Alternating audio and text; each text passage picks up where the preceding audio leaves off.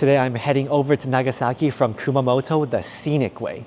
As you can see, I'm here with a sailor Kumamon. I'm going to take the ferry from the Kumamoto port over to Nagasaki Prefecture. There is a fast ferry and a slow ferry, but only a 320 yen price difference. However, the fast ferry is twice as fast, so I think I'm going to go take the fast one. I got my ticket for 1,500 yen.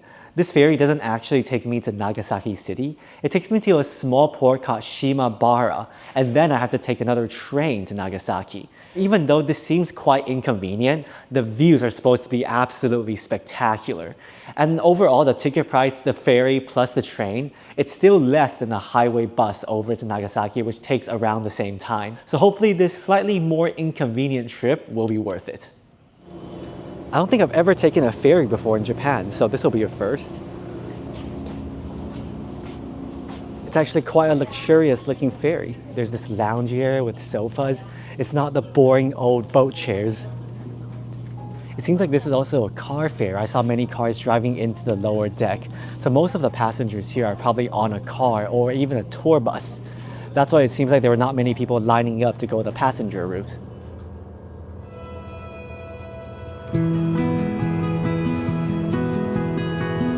I've decided to come sit outside since the weather is so beautiful.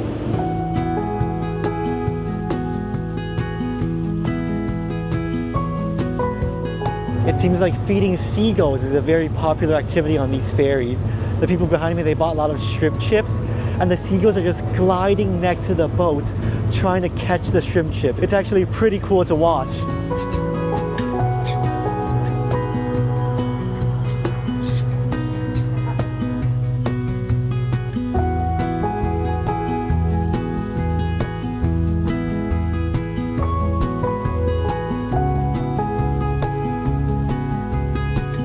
If you're going from Kumamoto to Nagasaki and you're not in a hurry, I highly suggest taking the ferry. And it's not even that much more inconvenient than taking the Shinkansen. There's no direct Shinkansen from Kumamoto to Nagasaki either way. You have to do a transfer. So this is a cheaper route and more scenic route. Seriously, why would you take a boring highway bus or the Shinkansen when you got such a great ocean view like this? If you're traveling between these two prefectures, this is the way to go.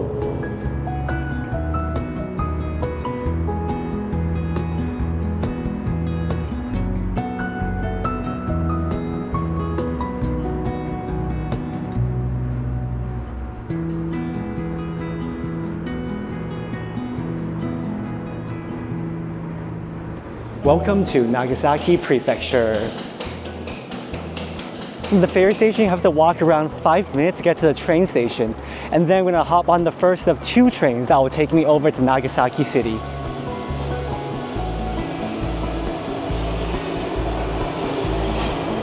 Look at this, it's a very small 1-carriage train. I've now boarded a little train that will take me to my first transfer point at Ishihaya. Apparently this train doesn't take IC card, it only takes cash. It's quite old-fashioned. So just be aware of that. And it's good that I have a little bit of cash on me.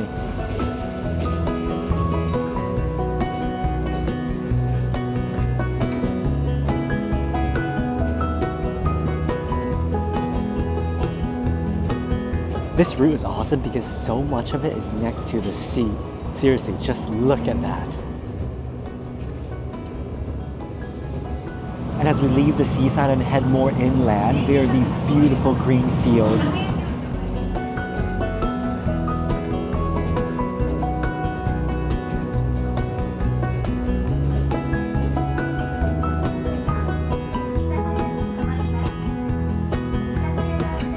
After the 1-hour train run on the very scenic route, we're here at our final transfer point, Ishihaya Station.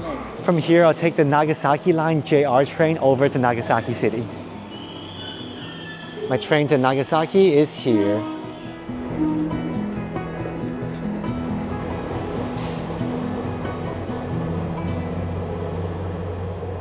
And finally, welcome to Nagasaki. I arrived at my hostel at 2:10. And I started my journey this morning at 10:10, so it took me exactly 4 hours to get here. Obviously, as you can see, this was not the most convenient way to get to Nagasaki. I'm gonna put the other major options on screen right now, including how long it would take and how much it costs. So for my first meal here in Nagasaki, I'm gonna have this dish called Champon, which is arguably the most famous regional dish. I'm here inside this chain store that many locals like to come eat at. So what exactly is Champon? Well, it's basically a noodle soup dish with different vegetable and meat toppings. The dish actually originated from Chinatown here in Nagasaki. They wanted to create a dish that's filling, nutritious, and cheap. You can consider this dish a cousin of Fujian cuisine in China. Okay, let's try it.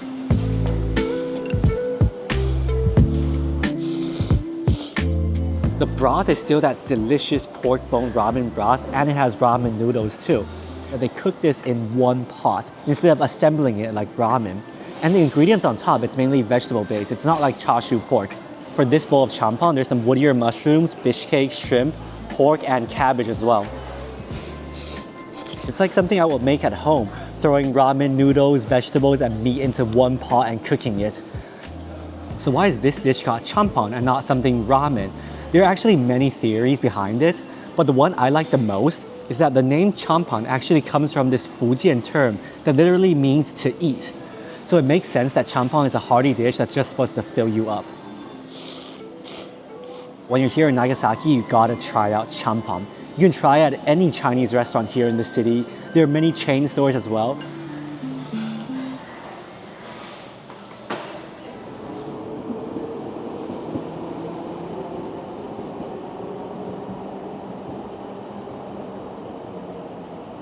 Meal over, and now it's time to go see more of Nagasaki. Every time I come to a new city, I like to go to somewhere high and see the city from above, like going to Fukuoka Tower and Kumamoto Castle.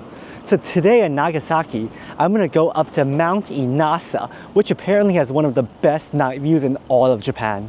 To get to the Mount Inasa Observatory, you can either take a cable car directly up, or you can take a bus and then walk like 10 minutes. Since I still have a little bit of time before sunset, I'm gonna go take the bus. Now I've arrived at the top of Mount Inasa. The bus ride over here was already so spectacular. Unfortunately, I couldn't film any of it since I was sitting on the wrong side of the bus. Now I have to walk around 600 meters up to the observatory. If you don't like walking, there's actually another cable car that will take you from the parking lot and bus station up to the observatory. This over here is the cable car, but it doesn't seem to be operating. I'll be honest, there's way more steps than I expected, but I think I can make it. I wonder why there's no one else here. Maybe all the tourists decided to take the cable car.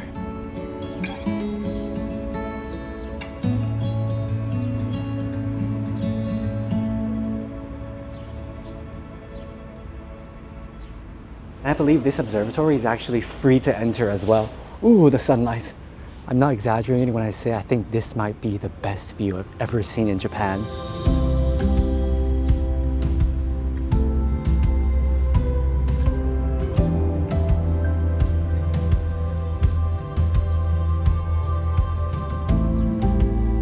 This view really has everything. It has mountains, it has the ocean, it has the islands, and it has the city. In a way, it kind of reminds me of Hong Kong, but without all the skyscrapers. Even though it's quite a large city, it feels small. The houses on the hills make the whole place feel like a little town, a small village.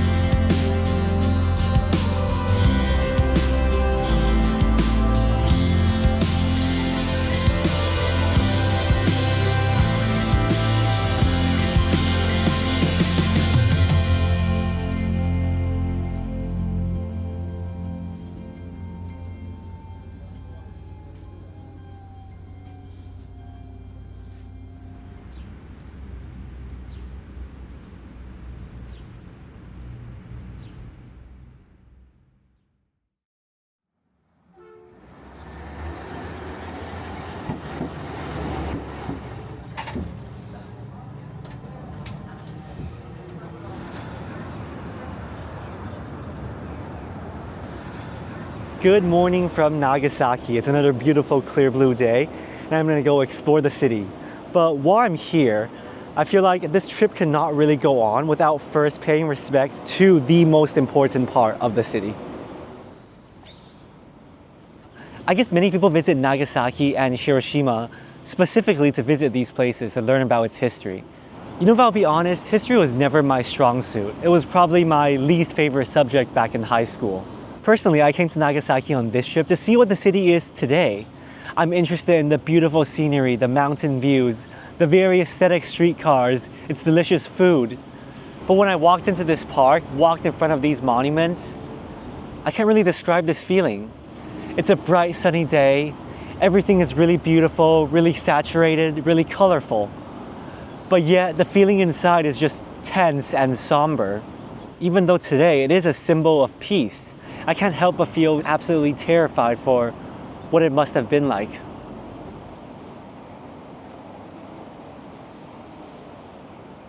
This has got to be the most powerful statue I've ever seen. Not in the sense of strength, but in the sense of devastation and the message it conveys. 70% of the casualties were just civilians who had nothing to do with the war.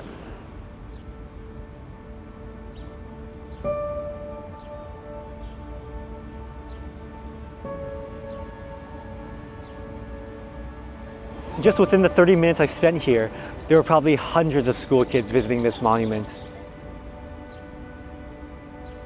After seeing all the memorials, it's time to go check out the museum and learn a bit more about the atomic bomb and the history of Nagasaki.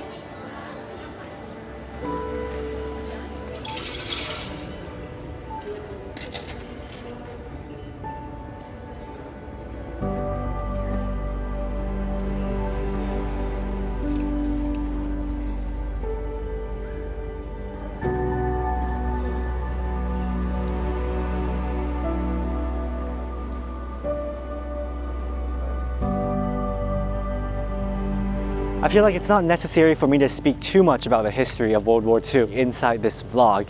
It's something we're all very familiar with from history class. But this museum is still definitely a must visit. Looking at the artifacts, looking at the things that survived, looking at the things from 1945, and some absolutely horrifying images, that's history.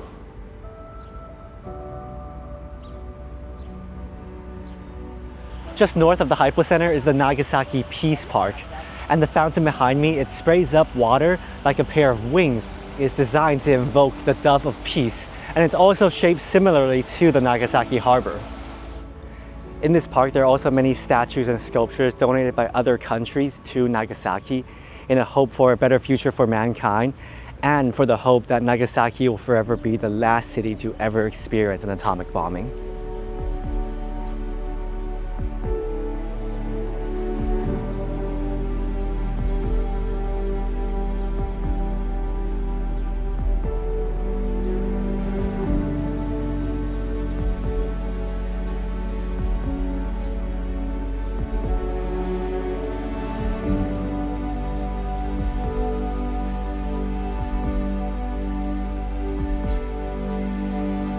In the center of the park is the Peace statue built during the 10th anniversary of the bombings in 1955. His right hand is pointed to the sky to symbolize the threat the world will always have to atomic weapons, while his left hand is put flat on one side to symbolize tranquility. He's also sitting in a half meditative pose, but the other foot firmly on the ground. So this statue is supposed to be sturdy in the sense of power, but also gentle at the same time.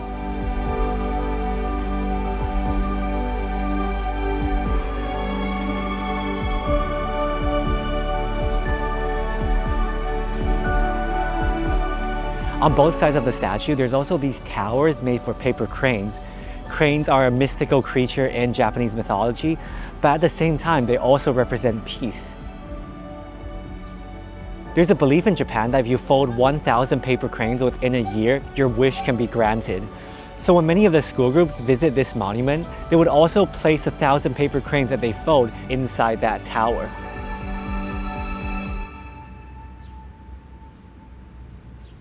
All we can do right now is to hope and pray the world never sees the use of another atomic weapon.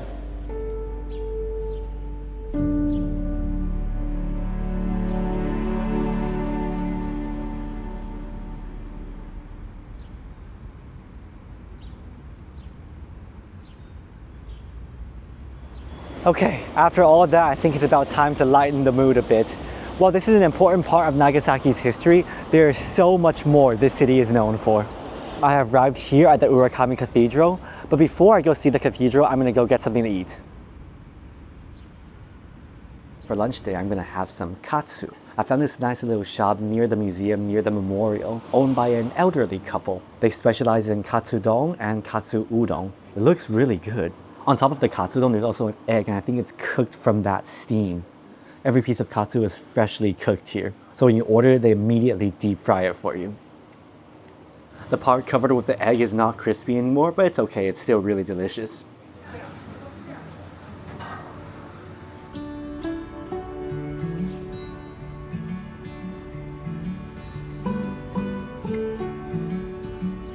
The Urakami Cathedral is also a very important landmark in Nagasaki, but this one we see right here was actually the one rebuilt after the war. The original cathedral was so close to the Hypocenter that it got completely destroyed during the bombings. When they built this new cathedral, they actually moved the ruins of the old cathedral. Part of it is inside the Atomic Bomb Museum, and part of it is displayed at the Hypocenter Memorial.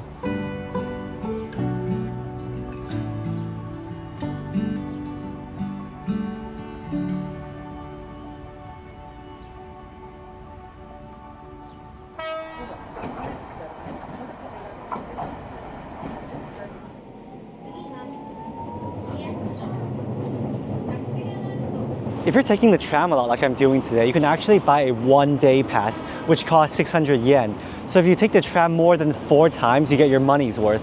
And you don't need to get a physical ticket. You can download the app and buy the ticket from the app, and then you just show the tram driver every time you get off. It's really convenient.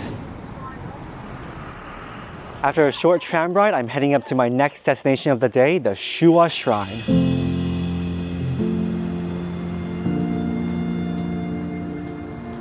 This shrine is famous for its 200-something step staircase that will bring you up to the top. It's quite a hike. But you will not regret it when you reach the top, because look at that view.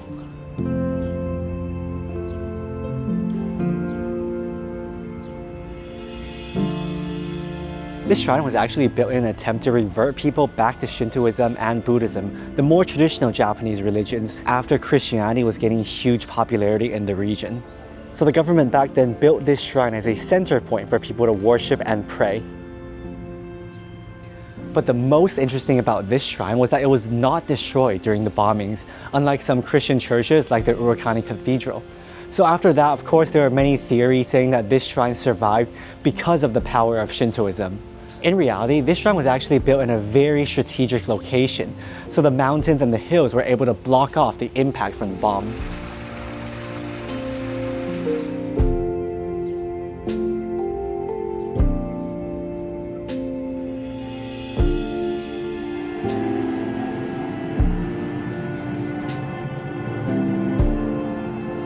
Now I've made it over to the Nakashima River, which is a small little waterway near the city hall area of Nagasaki. Something you gotta try when you're here at the riverside is this ice cream called chilling ice cream. It's really cool because they shaped it into like a rose shape. It's so beautiful, I don't even want to bite into it and destroy it. But I mean, today is quite a hot day. I'm even wearing short sleeves, so ice cream would be perfect.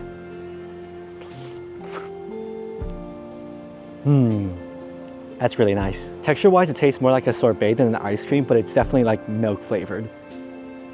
There are also so many students here lining up to buy the ice cream, so it must mean it's a local favorite, right?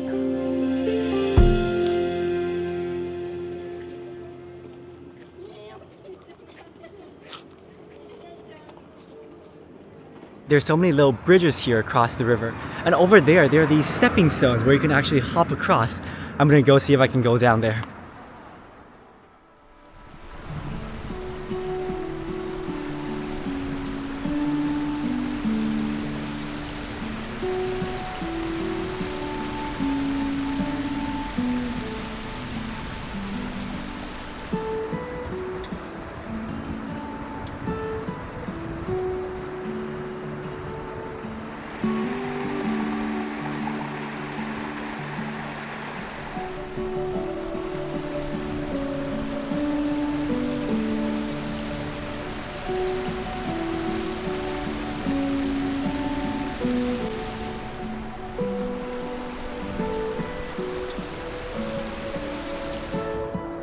nearly sunset now. You get this magic hour light already. And to watch the sunset today, I'm gonna head over to the Nagasaki Seaside Park.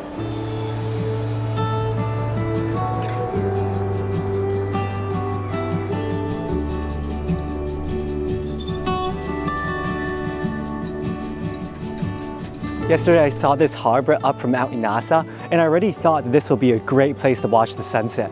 So now I'm here. This is awesome.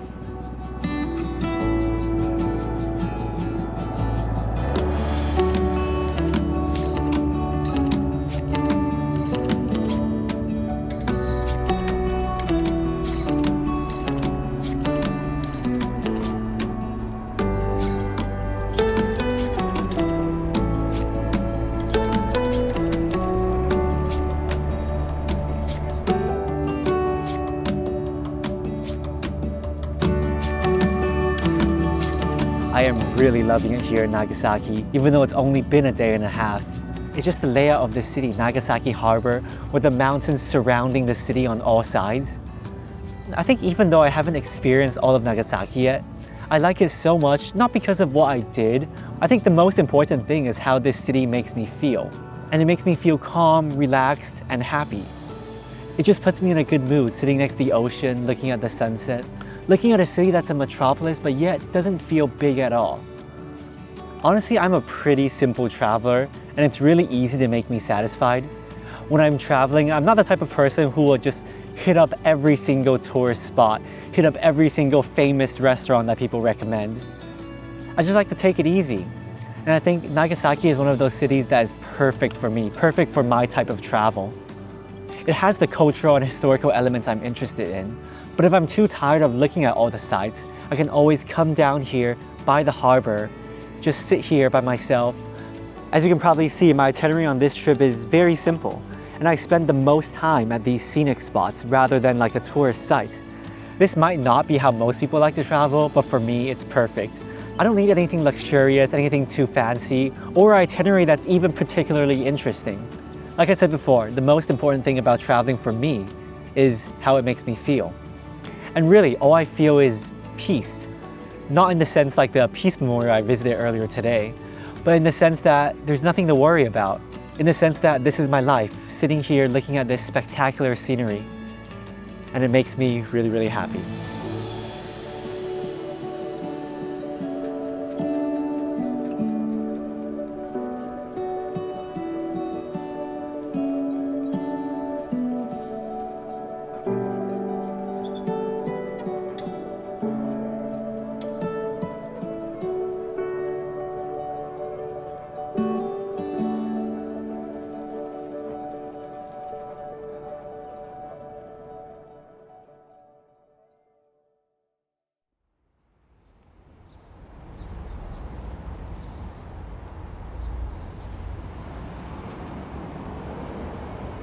Good morning again from Nagasaki. Unfortunately, this is my last day here and my last day on this Kyushu trip. A little bit sad to be leaving because Nagasaki has just been such a wonderful city. My mission this morning is to get some postcards. I always like to collect postcards wherever I go. So right now, I'm in this neighborhood called Hamamachi, which is sort of like an indoor shopping area. And apparently there's this bookstore here that sells many postcards. Surprisingly, it's been way more difficult to find postcards here in Japan than I expected. I want a postcard that's more like Nagasaki themed. So in the end, I chose this nice postcard of the Megami Bridge. It captures sort of everything I love about Nagasaki. The small town vibe, the hill, the sea, and it's in this nice watercolor style. I hate those photograph postcards. And in a big shopping area, of course, you will always find some good food. So right now, I'm gonna go try one of the most popular ramen shops here in Nagasaki. Hopefully the line won't be too long. So the specialty of this ramen shop is actually this tomato-based ramen. I've never seen that before. Visually speaking, it looks more like a pasta, but in ramen form. It looks like there's some eggplants and some vegetables on top. I mean, the smell-wise, it certainly does smell like a pasta. So hopefully this will be very unique but delicious. Let's try it. Gotta give that tomato broth a go first. Now that's a very rich tomato broth. but it doesn't taste like the Italian pasta sauce actually. It still tastes like a ramen broth. Let's give it a mix and try the noodles too.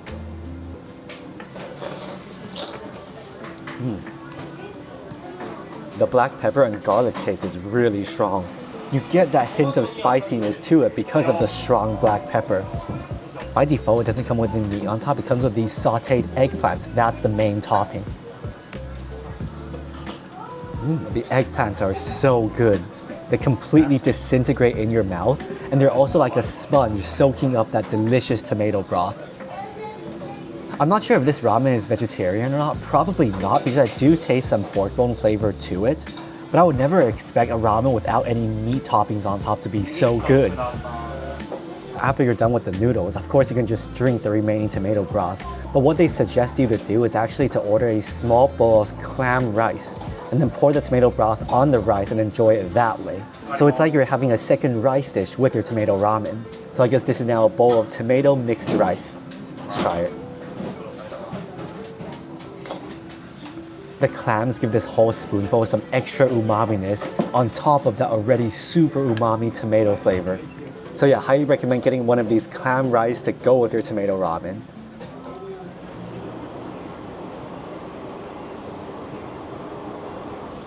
Well, that was certainly a very great bowl of ramen, super unique taste. Never had anything like it, so highly recommend when you're here in Nagasaki. Of course, you don't have to order the tomato ramen. They also have tonkotsu ramen if you just want a traditional bowl of ramen. But I mean, why come here if you don't order their specialty?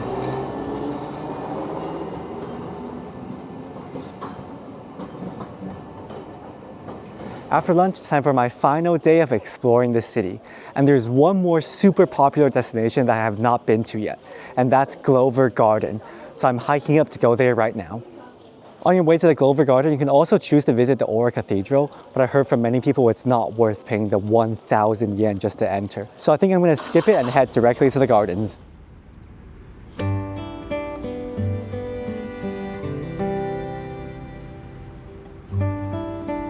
It is 620 yen to enter. I think there's also this included photo ticket.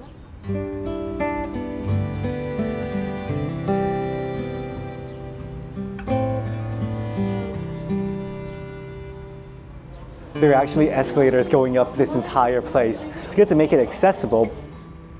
So looking at the map, it seems like the route is to take the escalators up and then walk your way around the garden and make your way back down again. So the Glover Garden is named after a merchant named Thomas Blake Glover. He is known to have contributed a lot to Japan's coal mining and, more importantly, the shipbuilding industry. So this garden also houses his old residence, which is one of the oldest Western buildings here in Japan. He chose such a brilliant place to live. Just look at that view. You have the mountains, you have the harbor, you have this beautiful garden around you.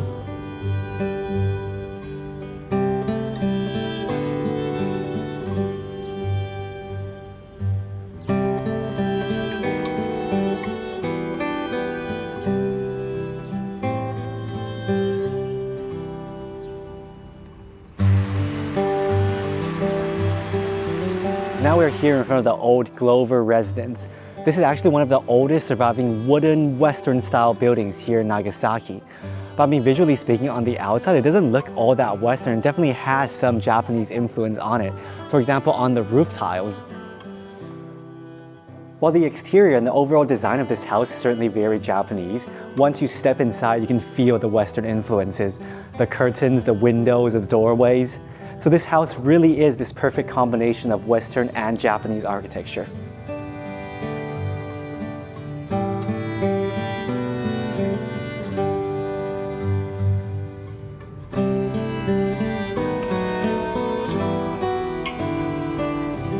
Over here in front of the Glover residence, there's actually a place where they give you free photo shoots. 1, 2, 3, Nagasaki. Thank you. And they print it out in this mini newspaper-like thing. And on this newspaper, well, it's not actually a newspaper, it's the description of the house, an introduction of the house. They also sell larger colored photos for 1,500 yen, but I think that's less special than this one. So yeah, come here and get your free little photograph.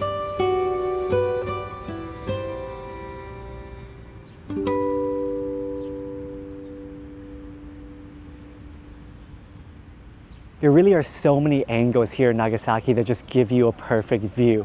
Up on Mount Inasa, here in the Glover Gardens, down there in the park. I love this city so much. I think just within the past 3 days, Nagasaki has become a city I'd even consider living in. That's how much I love it here.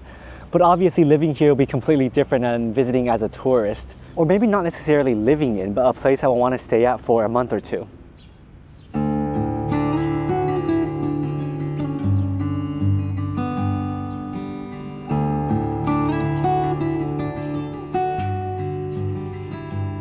And surprisingly, as it turns out, the gift shop here is one of the best places to buy postcards. So if you're a postcard collector or like sending them, this really is a great place to come. There's so many to choose from, more than the stationery store even.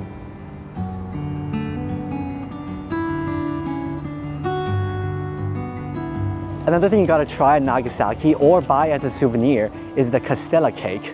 It was actually introduced to Nagasaki by the Portuguese, but it's super popular throughout this city. And today it is considered a Nagasaki speciality.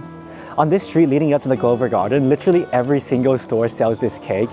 I ended up choosing this store here because they let you try the cake before you buy, which is always great. It's basically like a sponge cake, soft, fluffy, and not too sweet, which is very important. I ended up getting the chocolate flavor because I think that one is the best, and I think this is just gonna be a gift for my friend.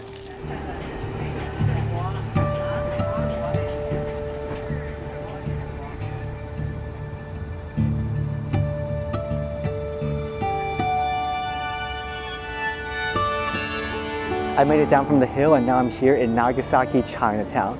Originally I wasn't gonna come here because I heard from many locals that this place is too touristy and overpriced.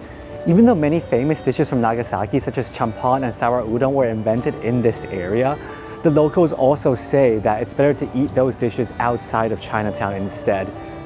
So I guess I'm not gonna be eating anything here, but I'm still gonna walk down this street and have a stroll.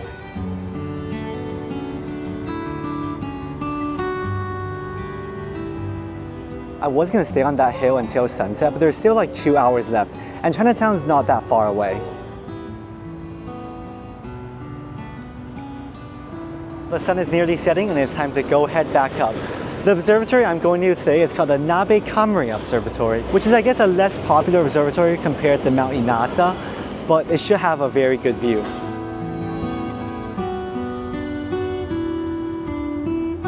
I feel like every time I see a new viewpoint, I just can't help but stop, take pictures, film, and just look at this scenery. Seriously, just look at that view. Looking at this view really shows you why I think Nagasaki has this small town vibe. It doesn't have any skyscrapers. It's just very low buildings stacked on top of each other going up the hill. It must be so nice to live in these houses.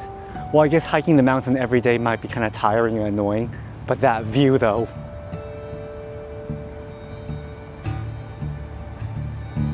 Okay, I guess I understand why few people come here compared to Mount Inasa. The hike to this one is much tougher.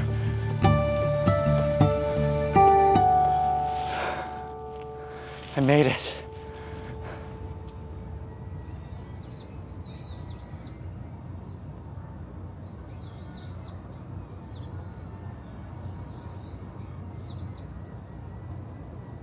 When most people hear of Nagasaki, they immediately think of that one history-defining day. However, this city is so much more. Nagasaki is an absolute gem in Kyushu that may not be on most people's Japan itineraries. But from its rich history of international trade, which has left the city with strong Western influences, to its charming shrines and breathtaking scenery, I can confidently say that Nagasaki is now my favorite city in Japan. While life in Nagasaki has largely moved on from that day in 1945, the memory of those who were lost is still deeply ingrained in every resident of this stunning city. And I guess up here on this viewpoint, looking out at Nagasaki really is the perfect place to end my 10-day trip here in Kyushu, Japan.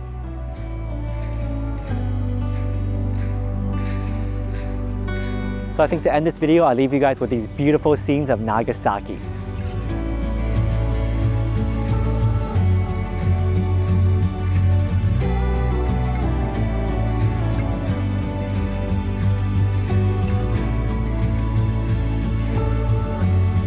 Hope you guys enjoyed this Kyushu series as much as I enjoyed traveling this amazing part of Japan. If you're new here, do consider subscribing to JH Medium for more travel videos coming soon. And as always, travel safe and thanks for watching. See you guys next time.